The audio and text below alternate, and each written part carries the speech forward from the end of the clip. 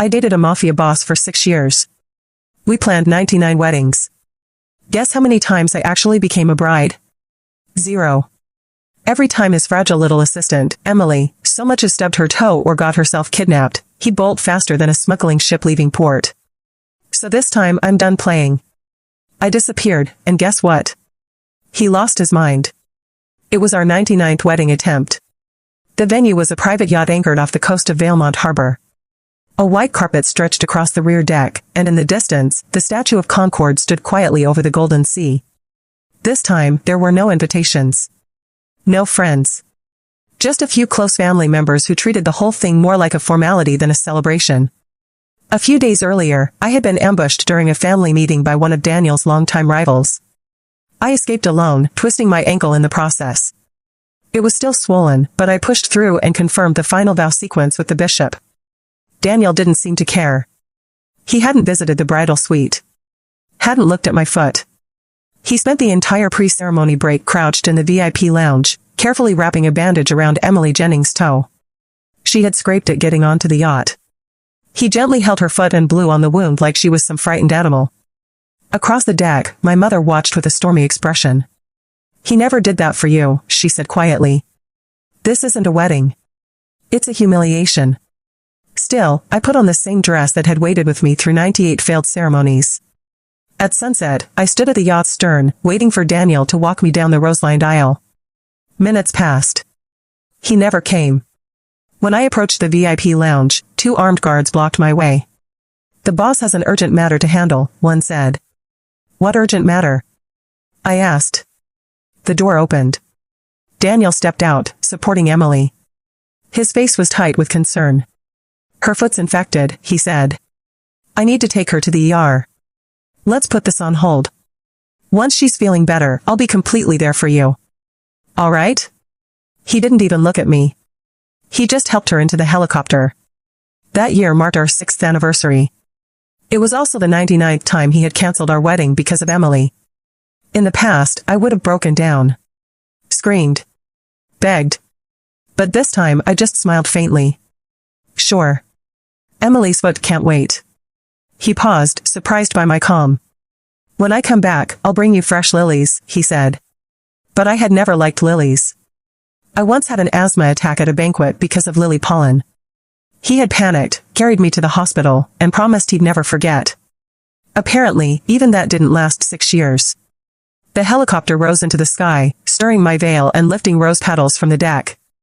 I turned to face the guests. "The wedding is cancelled," I announced. Then I raised the scissors in my hand and cut through the dress I had worn 99 times. The white satin fell around me like a silent funeral. I stared at the empty sky where the helicopter had disappeared and whispered, "Daniel, 6 years of waiting ends here, just like this dress." It wasn't until the very end that my mother finally spoke up. "Sweetheart, come back with us to Wexley." She had said it before, but this time it landed differently. Sitting at the edge of the yacht deck, I looked up and met her hopeful eyes. The truth was, my father was the don of Wexley's largest mafia syndicate. I had been raised in its inner circle, groomed to one day inherit the business. But when I went to college, I met Daniel. I left everything behind and followed him to Valemont, a city of greed and betrayal. Daniel came from nothing and hated when anyone mentioned his past. I never told him the truth. To him, I was just a girl from a struggling neighborhood. Over 6 years, I worked my way up through his syndicate, from grunt to a seat at the long table. People called us a deadly duo, ruthless in business, unstoppable in love. I once thought I'd tell him who I really was. But that moment never came. Now, it didn't matter anymore. "I'll go back," I whispered. My mother's eyes lit up. She and my father pulled me into a tight embrace. "Don't worry," she said. "We won't let you suffer again." Back at the apartment I shared with Daniel, everything felt hollow. I made a pot of pasta and opened Instagram. Emily had posted a photo. She wore a tight dress, pressed up against Daniel, smiling like the world belonged to her. Caption: "Tricked the stoic boss into playing golf. Promised him roasted lamb ribs at my place, and he said yes right away." I knew he wasn't coming home, just like always. Thankfully, we had never filed a marriage certificate. The next morning, I packed my things and went to HQ. I handed my resignation to the capo in charge. "You're one of our best," he said. Sharp instincts. Reliable. Don't throw this away. As he spoke, Daniel walked in. He had visible hickeys on his neck. He reeked of that same sweet perfume. I remembered how he used to hate marks, said they ruined his image. Turns out, it wasn't the marks he hated. It was that I left them. The capo turned to him. Perfect timing, boss. Talk to your girlfriend, she's quitting. Did you two argue again? It has nothing to do with him, I said firmly. Daniel's eyes locked on mine. Is this about me canceling the wedding again? The capo sensed the tension and quietly laughed. Daniel stepped forward, his voice sharper now. I told you, Emily hurt her foot. That's all. I'm not angry, I replied. I'm just exhausted. I need a break. Somewhere new. If you're tired, take a vacation, he said. Why leave the syndicate? Now people will think Emily caused it. How is she supposed to keep her position? He didn't care about me, only Emily's image. I didn't respond. I glanced at the hickey again. He noticed and raised his hand to cover it. It's just a mosquito bite, he muttered. I nearly laughed. He wrapped an arm around my shoulders. There we go. No more drama. I'll take you to dinner at Per Se. Let's make up, okay? I said nothing. He mistook my silence for agreement. But I had already decided. I wasn't going to say goodbye. I was leaving Valemont for good. Daniel. Emily burst in without knocking. Oops, she giggled, I didn't mean to interrupt. I just need help with this deal. Daniel immediately turned to her. She leaned in close, whispering, looping her arm through his as they walked out, leaving the door open just long enough for her to flash me a smug smile. The room went quiet. The bracelet on my wrist slipped off, the one Daniel gave me on our first anniversary. Strong as diamonds, he'd said. I stared at it for a long time. Then I dropped it in the trash. Right along with everything I still felt for him. I left the city before sunrise. No note. No message. No dramatic farewell. Just silence. The last thing I did was withdraw the funds from the safe behind the bookshelf. Not Daniel's money, mine. Every dime I had earned over the past 6 years. I had kept it separate for a reason I hadn't understood until now. Maybe I had always known I'd need an escape. By 8 a.m., I was gone. No one saw me leave. No guards questioned me. In Valemont, everyone assumes that if you walk like you belong, you do. I slipped away in a nondescript car with tinted windows and a trunk full of memories I never wanted to unpack again. The drive to Wexley took 5 hours. I didn't turn on the radio. The silence was enough. Along the highway, green hills rolled past like waves, and with every mile between me and Daniel, I felt my lungs expand. For the first time in years, I could breathe. When I arrived at the compound, 2 black-clad guards greeted me at the gate. Welcome home, Miss Alessa. It had been years since anyone had called me that. Inside, the manor was just as I remembered, tall columns, dark mahogany, windows that reflected both sunlight and secrets. My father stood at the top of the stairs, flanked by advisors and lieutenants. His face remained unreadable, but his eyes softened the moment he saw me. About time, he said simply. I climbed the stairs, one slow step at a time. At the top, he held out his hand. I took it, and with that, I stepped back into the world I had abandoned. Your room's been kept as it was, he said. Though I imagine you won't be resting long. He was right. I wasn't here to hide. That night, the heads of the 5 families gathered in the East Wing for a dinner in my honor. It was not a warm affair. It was a statement. She's back. And she's no longer just a mafia bride waiting on a broken promise. I wore black. No makeup. No jewelry. Just the faintest trace of the scars that 6 years had left behind. They didn't ask questions. They didn't need to. In this world, silence is louder than betrayal. Are you ready to reclaim your seat? Asked Uncle Vito, sipping from a crystal glass. I nodded. Yes. But not just my seat. I want control of the West Docks. And I want full oversight of the Eastern Circuit. There was a pause. Sharp eyes turned to my father. He gave a single nod. Granted. No more shadows.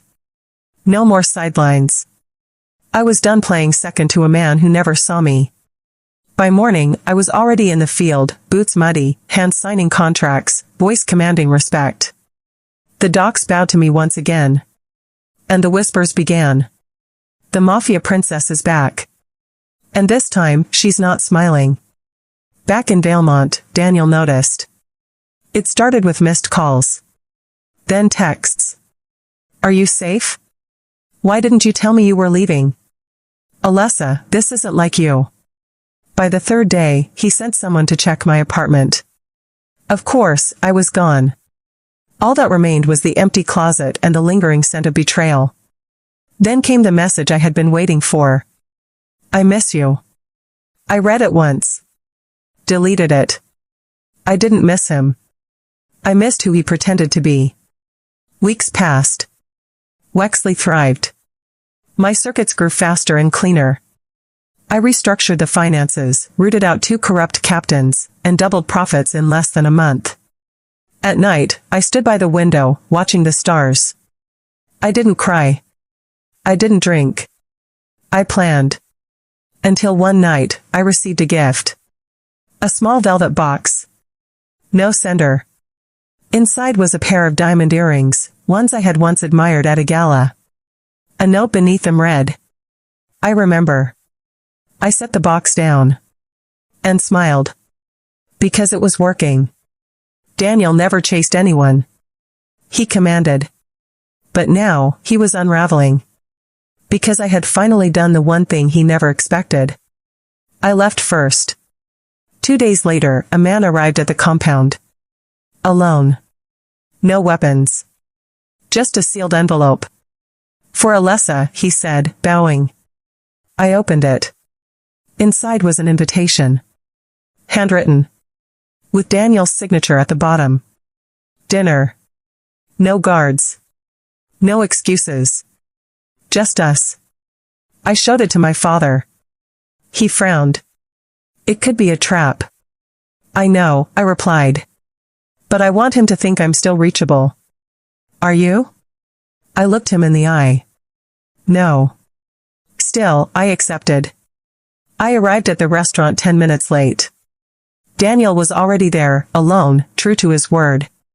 He stood when he saw me, his eyes scanning my face as if looking for a familiar detail that no longer existed. You cut your hair, he said. Yes. It looks good.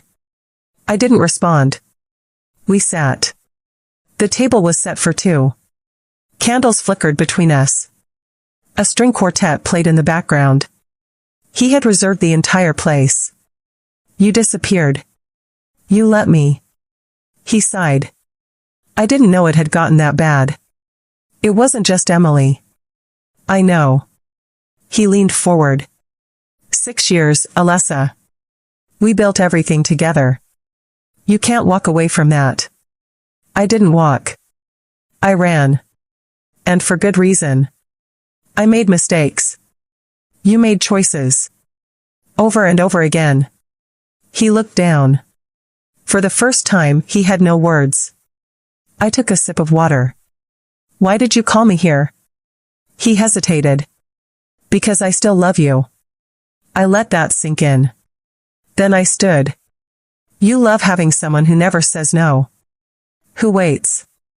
Who sacrifices. But that woman is gone. And in her place stands someone who finally understands her worth. I placed a small silver coin on the table. The crest of the Wexley Syndicate. I'm not coming back to you, Daniel. I'm taking back everything you thought I gave up. And I'm starting with the Eastern ports. His eyes widened. Those are mine. Not anymore. He stood too. His voice dropped low. This is war. I smiled coldly. No, Daniel. This is closure. And I walked away. As I exited the restaurant, the night air wrapped around me like armor. In the distance, I could hear the faint sound of waves crashing. Valemont had just lost its queen. And Wexley had reclaimed its heir. I never looked back. Not even when I heard him call my name. Because this time I wasn't waiting. I was building an empire. without him. 2 weeks after our final confrontation in Valemont, the first strike came. A shipment of pharmaceuticals headed for the eastern ports vanished mid-transit. No gunfire, no trace, just silence. It was too clean to be a random theft. It was a message. Daniel had decided to fight. Good. Because I was done flinching. That morning, I called an emergency meeting at the Wexley compound. The room filled quickly, captains, enforcers, advisors, old allies, new eyes. I stood at the head of the table. Calm. Controlled. Deadly. We lost a shipment last night, I said. It was rerouted by someone with high-level access. Valemont, someone muttered. I nodded. This is not a guessing game. It was Daniel. He wants to test our response. The room went tense. Some looked uneasy. Daniel still had influence, still inspired fear. He trained you, said Arturo, an old loyalist. He knows your moves. He trained a version of me that no longer exists, I replied. And they believed me. Because I had changed. After the meeting, I went to the vault room and opened a drawer marked with a single name. Project Knox. Inside were documents, blueprints, surveillance logs, plans I had started long ago. Back when I first noticed Daniel's divided loyalty. I had never used them. Not until now.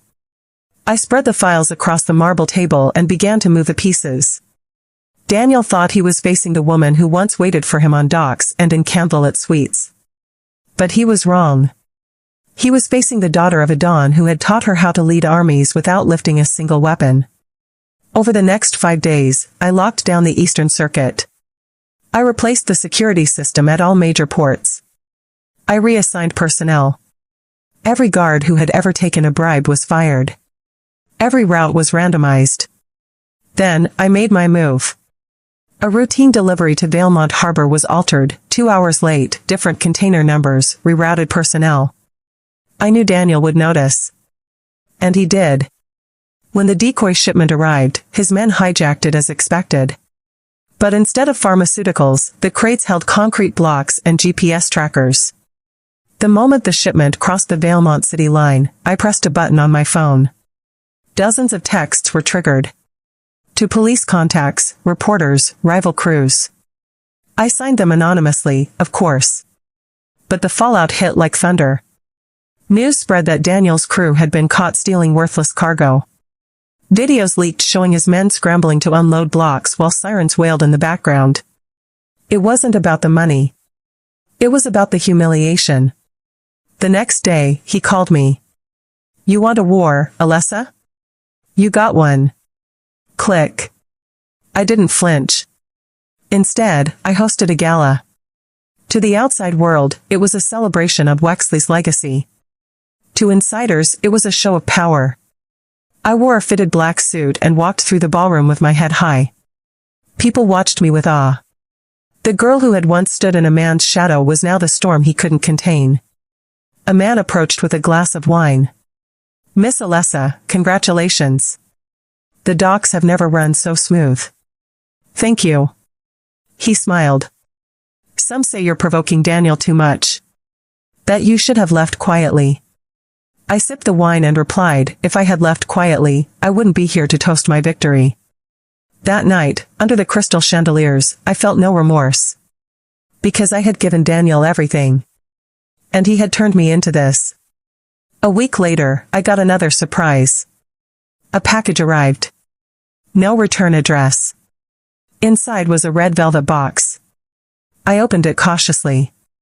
Inside was a bullet. Engraved with the word, loyalty. There was no note. There didn't need to be. It was his way of saying I had broken something sacred. I didn't deny it. Because loyalty given blindly is not loyalty, it is slavery. And I had freed myself. But I knew what came next. He wouldn't just attack my business. He'd come after people. And I had to be ready. So I visited the woman I had once ignored for years. Elena. My cousin. We had grown up together, trained together, but she had always been second to me. Overshadowed. I had left her behind when I followed Daniel to Valemont. But now, I needed her. She opened the door in a plain blouse, holding a wrench. Alessa. I came to apologize. She blinked. For which part? The years of silence or the fact that you only show up when you need something? Both. She leaned against the doorframe, then stepped aside. Come in.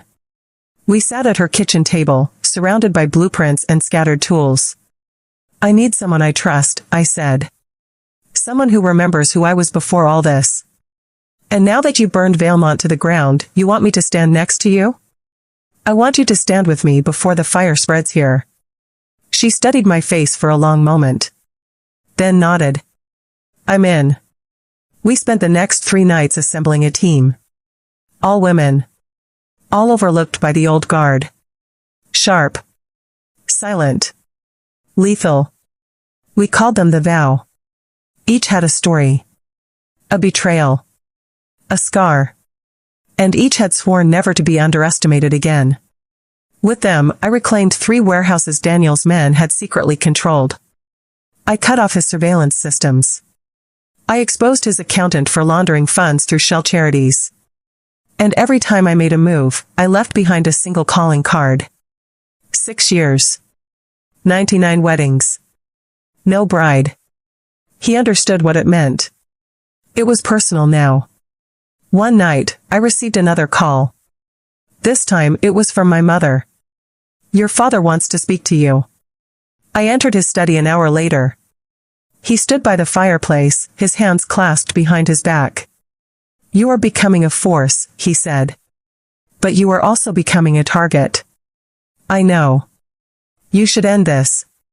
Before it turns into something you can't walk away from. I don't plan to walk away. He turned. You love him. I loved who he pretended to be. And what if there's still a part of him that's real? Then he should have shown it before I became a weapon. There was a long silence. Then he said quietly, finish it cleanly, Alessa. Do not become what you were trying to destroy. I didn't answer. Because part of me already knew it was too late. Daniel had crossed lines that couldn't be uncrossed. And I had built a machine that wouldn't stop until it ran out of fuel, or enemies.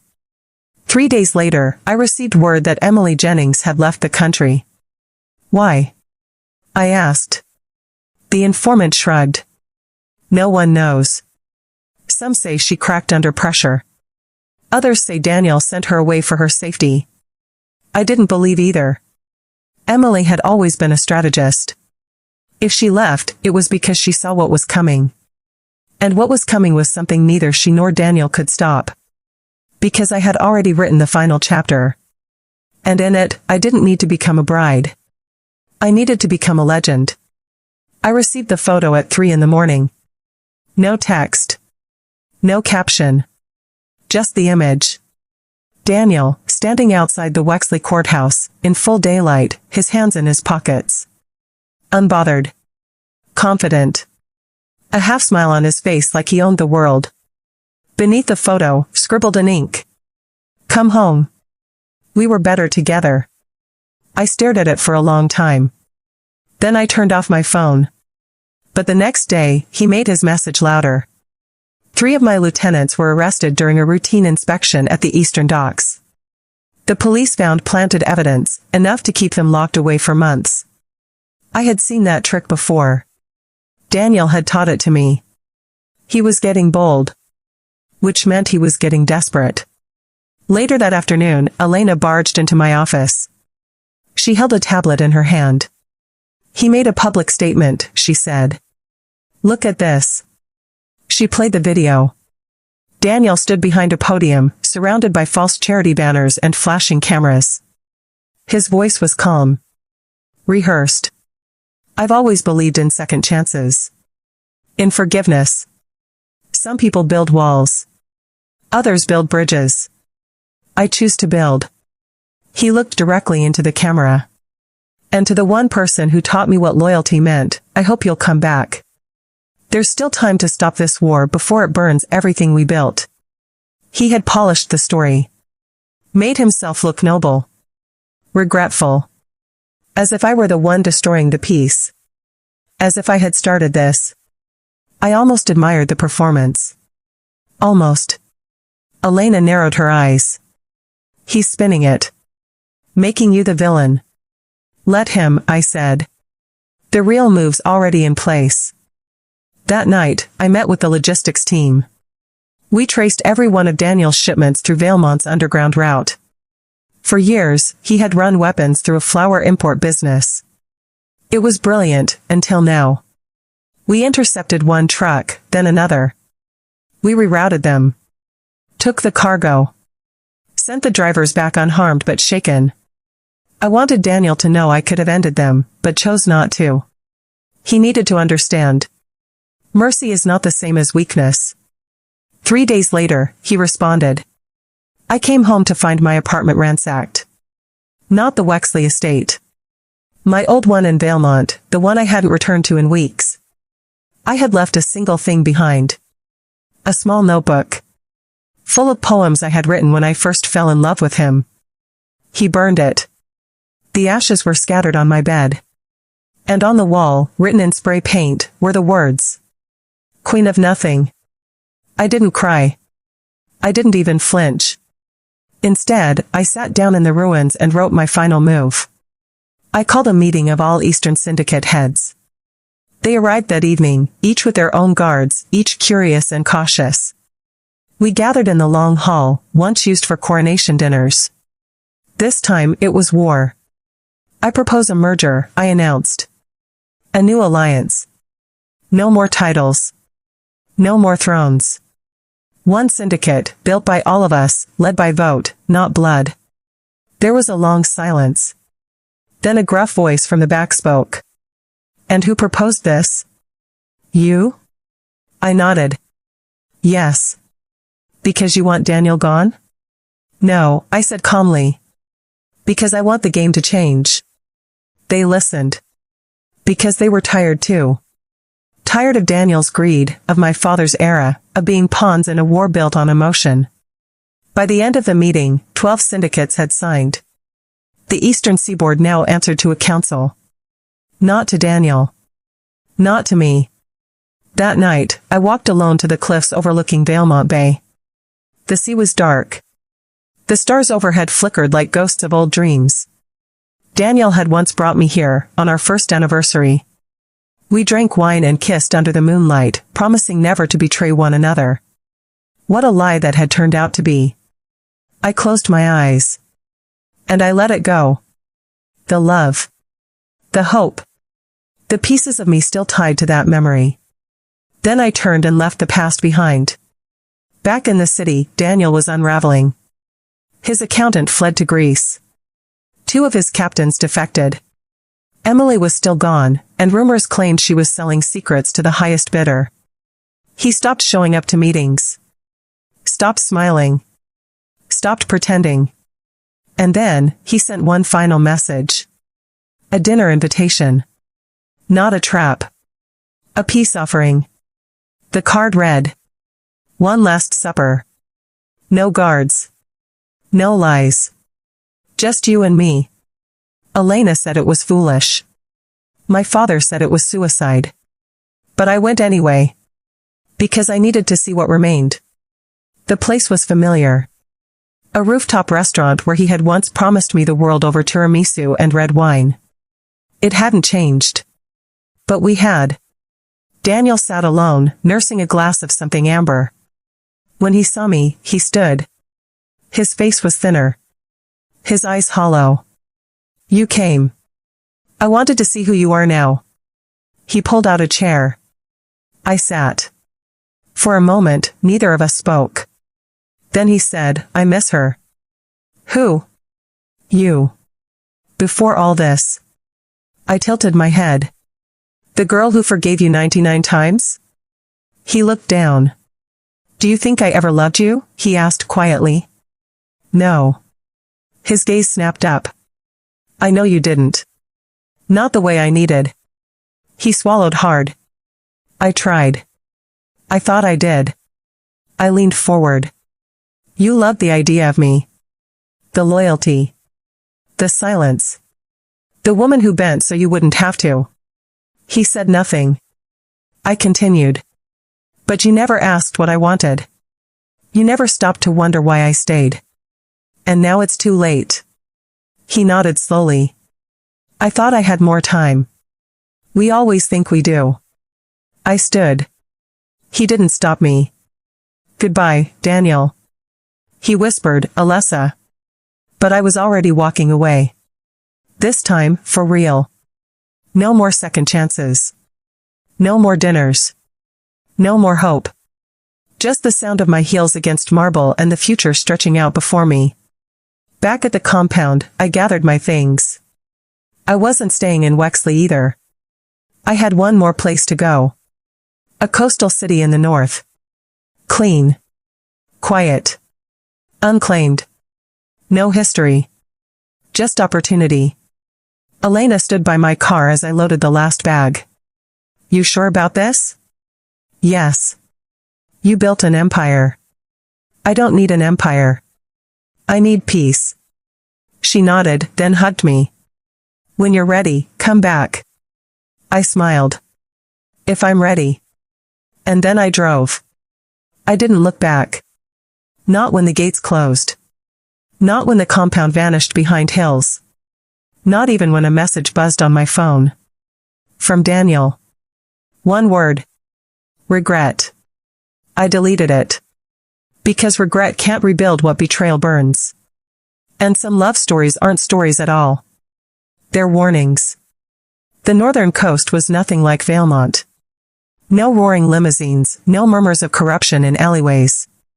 Just salt in the air, seagulls circling above quiet piers, and storefronts that still closed by sunset.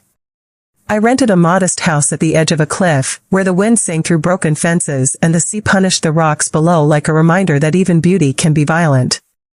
I didn't tell anyone my real name. To the locals, I was just Alia. A woman who paid in cash, kept to herself, and never smiled for no reason. I liked it that way.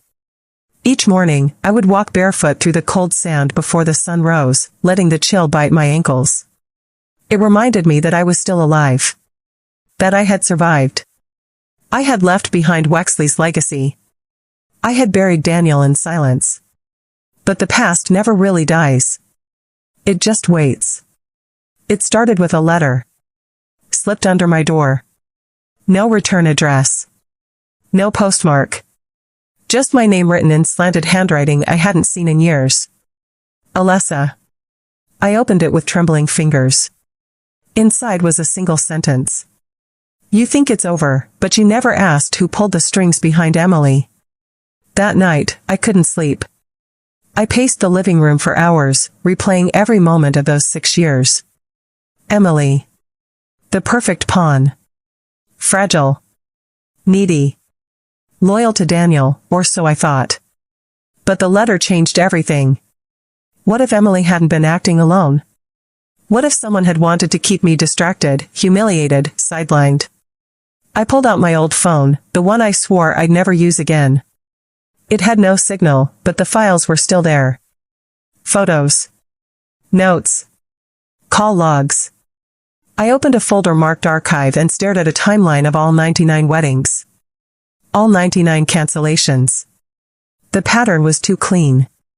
Emily's injuries always came within 48 hours of a major deal.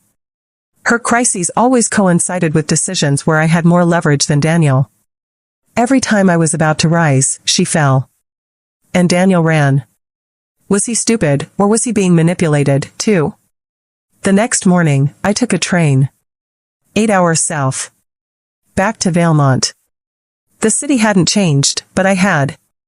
I didn't go to Daniel. I went to the only person who might know the truth. Simon Carr. Daniel's former legal strategist.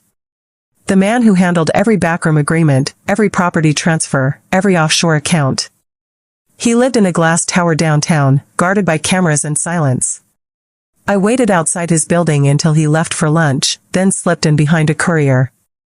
Inside his office, the air smelled like ink and fear.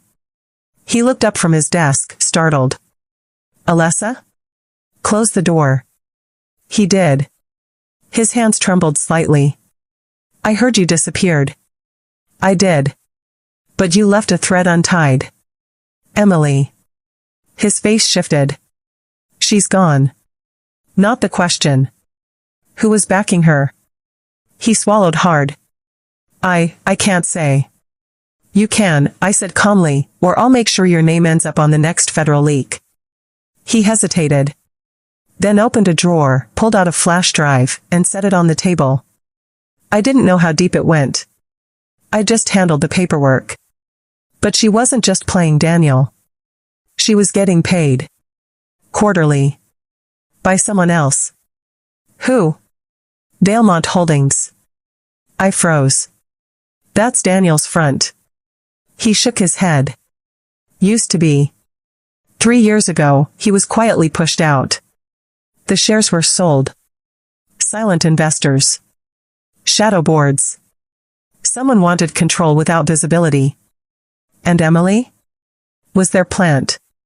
I took the flash drive and left without another word. Back at a rundown motel outside the city, I plugged it into my laptop. Documents. Transfers. Meeting logs. One name kept showing up. Lucien Graves. A quiet financier. Known for funding political campaigns, art galleries, and private militias. He wasn't a mafia man. He was something worse. A collector of power. And now I understood.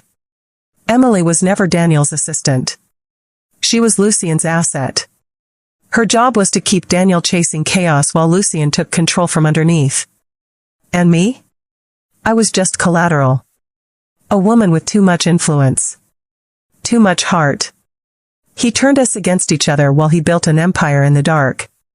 I stared at the screen for hours. Then I made a decision. I wasn't going to bring the story to the press. I wasn't going to cry, or run, or ask for help. I was going to bury Lucien Graves. Brick by brick. Word by word. And I was going to start by visiting the last person who still had enough rage to light the match with me. Daniel. It was past midnight when I reached his compound. Half the lights were off. The guards barely glanced at me. Inside, he was sitting alone in the den, shirt half-buttoned, whiskey in his hand, eyes lost in something I couldn't see. He looked up as I entered. You came back. Don't get used to it. He gestured to the chair across from him. Want a drink? No. He poured anyway. Then I said it. Lucien Graves. He stilled. The name pierced something in him. You know? I know everything now. He looked down at the glass, then tossed it across the room. It shattered against the fireplace. He used us both. No. He used you. He underestimated me. He laughed bitterly. I underestimated you. Silence. I pulled out the flash drive. Here's proof. Wire transfers. Meeting logs. Emily's real payroll. He took it, barely blinking. I'll kill him. No. You won't. His head jerked up. Because I will. He studied me. You're not the same woman I left waiting on the yacht. No, I said softly. She died when you boarded that helicopter without looking back. He didn't apologize. I didn't ask him to. Instead, I stood. I need your help. One time. One night. He nodded. Deal. We met the next evening at a warehouse near the old tracks. Daniel brought a small team, quiet, loyal. I brought Elena and two of the vow. Lucien was attending a gallery showcase. One of his vanity projects. We didn't bring guns. We brought the truth. Projected across the gallery walls. Every document. Every deal. Every betrayal. While guests sipped champagne and complimented the lighting, emails began scrolling across the ceiling. Lucien turned pale. Security surrounded him. But it was too late. The board of directors had seen enough. His investors too. By midnight, Lucien Graves had lost everything. And by morning, he vanished. No one knows where he went. Some say he fled to Europe. Some say Daniel found him. I never asked. I didn't care. Because justice doesn't always come with a trial. Sometimes it comes with silence. And a woman you thought you broke standing tall where you expected ashes. Daniel never tried to kiss me. Never tried to apologize. But as I left the warehouse that night, he said, "I should have followed you. The night you cut the dress." I turned back. "You should have loved me. Before I learned how to love myself more." Then I walked away. Again. This time, not out of pain. But power. Because I had finally burned the right bridges. And I didn't need to go back. I disappeared again. Not in fear. In peace. After the fall of Lucien Graves, the city buzzed with rumors. Some said he had been executed by a rival syndicate. Others believed he fled to a private island with a new identity. I knew the truth lay somewhere in between, and I had no interest in finding out. He had served his purpose. He reminded me that love without power is a prison. And power without purpose is poison. The day after the expose, I returned to the north. To the house by the cliff. To the silence I had earned. I deleted all old files. Every image of Daniel. Every voice memo I had ever saved during our 6 years together. And when I was done, I lit a small fire in the fireplace and watched the digital ghosts turn to ash on the screen. It didn't hurt. Not like it used to. Elena visited a week later. She brought wine, fresh bread, and news. "The Eastern Syndicate is thriving without centralized power," she said, kicking off her boots. "Your council idea worked. No blood spilled in 35 days. That's a record." I nodded. "Good. You could come back." "I don't want to come back." She studied me quietly. "You say that like you mean it now." "I do." "Because of Daniel?" "No. Because of me." She didn't press further. Instead, we sat on the porch and watched the sea crash against the rocks. Somewhere between the second glass and the quiet hour before dawn, she asked the question I had buried deep. "Did you ever really love him?" I thought for a long moment. Then answered truthfully. "I loved who I thought he was. I loved the idea that someone could see all of me and still choose to stay. I loved the fairy tale I built in my head more than the man who stood in front of me." Elena leaned back. "We all do that at least once." "And what about you?" "I loved someone once. He chose someone else. I didn't burn down cities for him, though." I smiled faintly. "Your self-control is impressive." We didn't talk about it again. The next morning, she left. And I returned to my quiet routine. It was almost a month later when I saw him again. Daniel. Standing at the edge of the cliff behind my house like a ghost. He wore black. No guards. No arrogance. Just exhaustion and something like sincerity. I didn't call out to him. I let him stand there. After a while, he turned and saw me leaning against the doorframe. "You found me." He nodded. "I heard you were here." Took me a while to believe it. "I'm not hiding." "I know." We stared at each other across the distance. Then he asked, "Do you want me to leave?" I didn't answer right away. Then I said, "That depends on why you came." He walked slowly toward me, stopping at the porch steps. "I wanted to see what you became. You could have just watched the news. I needed to see it for myself." We stood in silence again. The kind of silence that used to feel heavy between us. Now, it just was. He sat on the steps. I didn't invite him inside. He didn't ask. "Everything's changed," he said quietly. "I know. I don't run the ports. I don't run anything anymore." "Was that your choice?" "No. But maybe it should have been." He looked up at me. "You're not angry anymore." "No. Not even a little?" "I think I exhausted every kind of anger a person can carry. All I have left is clarity." He nodded. "You became what we used to pretend you already were. I stopped pretending. We were quiet again. Then he asked, "Do you still love me?" That question should have stung. It didn't. I sat across from him. "No," I said honestly.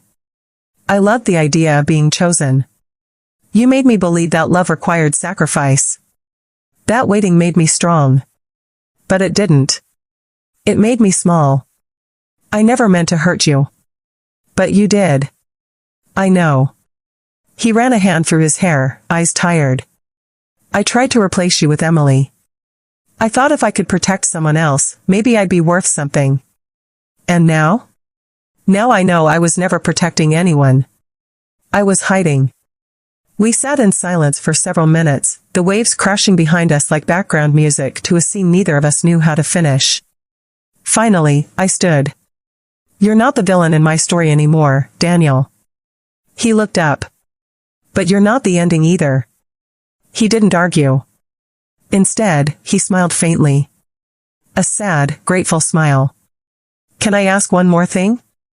"Yes." "Did you ever imagine a future with me that ended differently?" I nodded. "Yes. I used to dream of waking up next to you, coffee on the nightstand, wedding ring on my hand, and peace in my heart. And now? Now I wake up alone. And I still have peace." He stood. "I won't come back again." "You don't have to." He walked toward his car. Stopped halfway. Then turned and said, "You were always stronger than I deserved." And then he left. No dramatic gestures. No promises. Just a man who had finally stopped pretending. That night, I stood on the cliff and let the wind whip through my hair. There were no tears. No regrets. Only one truth that lingered in the sea air. Closure isn't always loud. Sometimes it arrives in a quiet conversation on wooden steps, beneath a gray sky, with no audience and no witnesses. And sometimes, that's enough. In the days that followed, I began writing again. Not poetry. Not love letters. Stories. Of women who walked away. Of women who burned bridges and built empires from ash. Of loyalty reclaimed. Of silence broken. Each morning, I wrote with a clarity I hadn't felt in years. And slowly, people began to find me. A neighbor who brought fresh tomatoes in exchange for conversation. A teenage girl who wanted help with an essay about power and gender. A retired fisherman who asked if I would help manage his accounts. They didn't know who I used to be. They only saw who I was now. And that, finally, was enough. One evening, as the sky burned orange over the water, Elena called. "You know, the council left your chair open. I don't want it. You earned it. I earned the right to choose." She laughed. "Fair. Want to come visit next month?" "Maybe." Daniel's gone. Moved to the mountains. No one's seen him since. "Good. You okay, Alessa?" I looked out at the sea. "Better than okay." "Then I'll let you go." Click. I sat back, the breeze brushing against my skin. This wasn't a fairy tale. This wasn't a revenge story. This was a rebirth. And for the first time in 6 years, I didn't want anything from the past. Not apologies. Not justice. Not even acknowledgement. I just wanted tomorrow. And it was finally mine. Spring arrived quietly. The waves softened. The skies turned pale blue. Wildflowers crept across the cliffs like nature's slow applause. It had been 4 months since I had last seen Daniel. 2 since I heard Elena's voice. And exactly 6 weeks since I opened my laptop and submitted the final draft of my manuscript. Title, 99 Dresses and a War. It wasn't fiction. But I never said it was memoir either. I changed the names. I left out the blood. I focused on the heartbreak and the slow unraveling of a woman who waited at the edge of love until there was nothing left to wait for. I didn't expect it to be accepted. But the email arrived on a Thursday. "We would be honored to publish your work." No one knew who I was. They only knew the voice on the page. That was enough. And maybe that was the point. To be seen for who I had become, not what I had survived. I printed out the contract, signed it, and placed it in the outgoing mail bin at the local post office. The clerk smiled. Congratulations, Alia. It was the first time I didn't flinch at the name. I walked home, barefoot, the cold ground anchoring me. By the time I reached my porch, a car was waiting. Not black. Not armored. Just a simple silver sedan. Inside sat a woman I hadn't seen in nearly a decade. Emily Jennings. Older now. Thinner. Her hair shorter. She stepped out, hands raised slightly, as if approaching a wild animal. I thought you'd shoot me, she said. You're not worth a bullet. She smirked. That's fair. I didn't invite her in. We stood at the porch edge, the wind pulling at our jackets. What do you want? Not forgiveness. Good. You wouldn't get it. I came to explain. You came to relieve your conscience. Let's not pretend this is for me. She looked away. You were always smarter than me. No. I just never underestimated myself the way you hoped I would. Emily nodded slowly. You were supposed to be a shadow. Loyal. Silent. Easy to move out of the way. You never understood what loyalty costs. I do now. Do you regret it? She hesitated. Yes. But not because I lost. Because I hurt someone who never deserved to be played. I folded my arms. So why now? Why come here after all this time? She dug into her coat pocket and pulled out a small object wrapped in velvet. I kept this. I opened it slowly. Inside was a thin silver ring. Simple. Unpolished. A small engraving inside. To my future bride. D. I stole it, she said. He had it made for your 100th wedding attempt. I stared at the ring for a long moment. Then placed it on the porch railing and stepped back. Leave it. And go. Emily's eyes didn't hold defiance anymore. Only guilt. She left without another word. When the car disappeared down the road, I stood for a moment, staring at the ring. Then I picked it up. And threw it off the cliff. I never watched to see where it landed. Because I no longer needed to know. The next day, my book went to print. It sold 2,000 copies in the first week. 10,000 by the third. Book clubs called. Podcasts emailed. Women wrote letters. You told my story. I thought I was the only one who waited. I finally walked away, too. I cried reading the letters. Not because I was sad. But because I realized that my silence had never been power. My voice was. One day, I received a package from an address in the mountains. No name. No note. Inside was a worn photograph. Daniel and me. Laughing on the rooftop restaurant during the early days. Before the lies. Before Emily. Before the wait. On the back, he had written 4 words. I remember us laughing. I burned the photo. Not in hate. In peace. Because the woman in that image was gone. And the woman I had become didn't need proof that it had once been good. She needed freedom. And I had it. A year later, my book became a stage play. I sat in the back row on opening night, anonymous, heart pounding as the curtain rose. The audience gasped. Cried. Cheered. And when the actress playing me stood at the edge of the stage, in a torn white dress, scissors in hand, and whispered, "This is where it ends, just like this dress." I smiled. They stood. They clapped. But I didn't bow.